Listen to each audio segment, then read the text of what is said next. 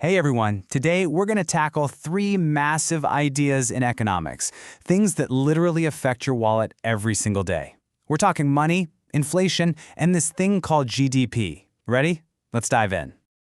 Okay, so let's start with a really basic question, but one that's kind of wild when you think about it. Why is that piece of paper in your wallet, a $20 bill, worth anything at all? It's just paper, right? Or those numbers on your banking app, what gives them value? This is where our whole journey begins. So here's the game plan. First, we'll figure out what money really is. Then, we'll get into inflation. When your money doesn't seem to buy as much. After that, we'll look at how we try to keep that under control. And finally, we'll zoom all the way out to see how we grade an entire country's economy. All right, let's get into part one, the idea of money. We've got to start here because everything else builds on this. So, what is money? Seriously, let's forget about coins and bills for a second. At its core, money is just an idea. It's a massive shared agreement. It's all of us collectively deciding, yep, this thing has value. And because we all believe it, we can use it to trade for, well, anything. And, this idea has changed a lot over time. Way back, it was things like gold and silver, stuff that had its own built-in value. Then we switched to paper money, which is pretty wild because it's only valuable because we all trust the government behind it. And now we're in the age of digital money, where it's all just ones and zeros zipping around the internet. But for something to be money, it's got to do 4 specific jobs. Think of it like a checklist. First, you have to be able to buy stuff with it. That's a medium of exchange. Second, it needs to be a yardstick for value, so a car is worth more than a candy bar. Third, you got to be able to save it for later. And finally, it has to work for things like loans. If it can do all that, congratulations, it's money. Okay, so remember how we said money is all about trust? Well, that brings us to part two, inflation. This is what happens when that trust, that value, starts to fade. And you have absolutely felt this. Inflation is that annoying feeling when you realize your paycheck just doesn't stretch as far as it did last year. It's that slow, steady rise in prices for everything, gas, groceries, you name it, that basically eats away at the power of your money. Now, the opposite of inflation is something called deflation. That's when prices actually go down. And you might think, hey, that sounds awesome, but it's actually really, really bad for an economy. Think about it. If you knew that new phone was going to be cheaper next month, would you buy it today? Nope. You'd wait. And if everyone waits, the whole economy can just stop. One of the reasons inflation can get so out of control is this vicious cycle called the wage price spiral. It works like this. Prices go up, right?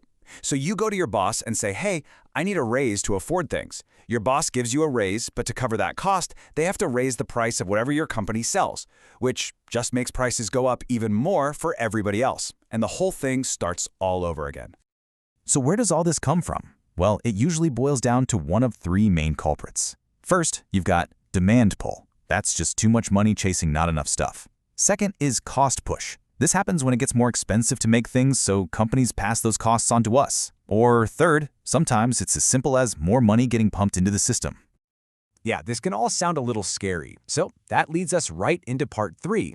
What can we actually do about it? How do we control inflation? The best way to think about it is like driving a car. The economy has 2 main pedals. You've got monetary policy, which is controlled by the central bank. That's the brake. Its job is to slow things down when they get too hot.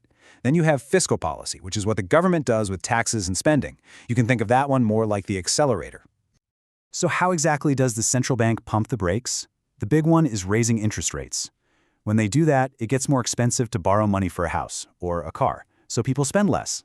They can also do things like sell government bonds, which basically sucks money out of the system. Or they can tell banks, hey, you need to hold on to more cash, which means the banks have less to lend out. And the government has its own toolkit too. To fight inflation, they can basically do 2 things: spend less money on things like roads and bridges, or raise taxes. Both of those actions take money out of people's pockets, which reduces overall spending and helps cool things down. Okay, so we've got a handle on money and its nemesis, inflation. But how do we know if the economy as a whole is doing well? How do we measure it? That brings us to our final section, the economy's report card. And the single biggest grade on that report card is a number you've probably heard of, GDP, which stands for Gross Domestic Product. In simple terms, it's the total value of every single finished product and service made inside a country's borders over a certain time. It's the ultimate measure of how much stuff an economy is making.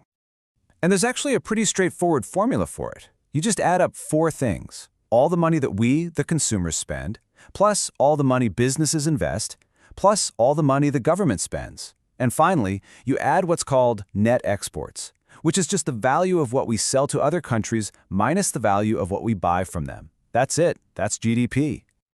Now, don't get GDP mixed up with its cousin, GNP. It's a simple difference, but it's important. GDP is all about location. It counts anything made inside a country, even if it's made by a foreign company. GNP is all about ownership. It counts anything made by that country's companies, even if their factory is somewhere else in the world. There's one super important rule when you're adding all this stuff up for GDP. You only count the final product. So if you're building a car, you count the price of the finished car when it's sold. You don't also count the steel, the tires, and the engine separately. Why? Because the cost of those parts is already included in the final price of the car. It's to avoid counting the same value twice.